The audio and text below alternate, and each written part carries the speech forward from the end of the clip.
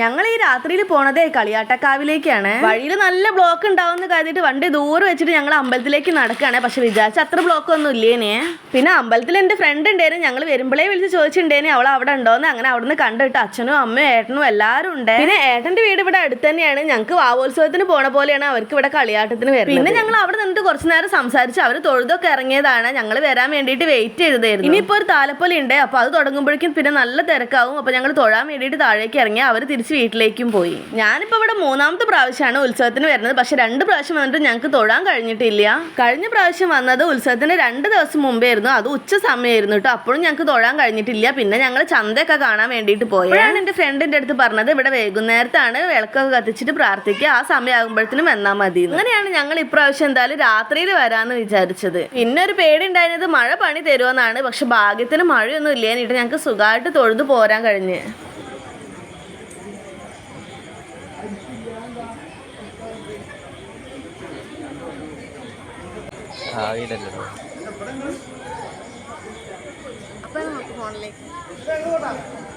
ഫോണിലേക്ക്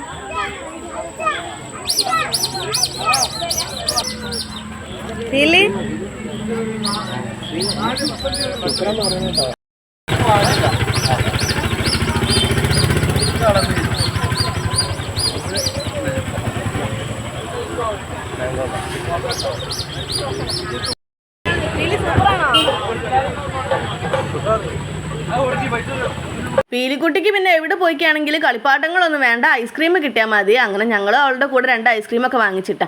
അപ്പോഴാണ് അനി വിളിച്ച് പറയണത് ഓട്ടോയിൽ ഒരു സാധനം വെച്ചിട്ടുണ്ട്. എന്താ ചോദിച്ചപ്പോൾ എന്താ പാവക്കുട്ടി, പീലിക്കുട്ടിക്ക് പാവക്കുട്ടി വാങ്ങിച്ചിട്ട് അവർ ഞങ്ങൾ ഓട്ടോയിൽ വെച്ചതാണ്. കാരണം ഞങ്ങൾ പിന്നെ കണ്ടില്ലല്ലോ.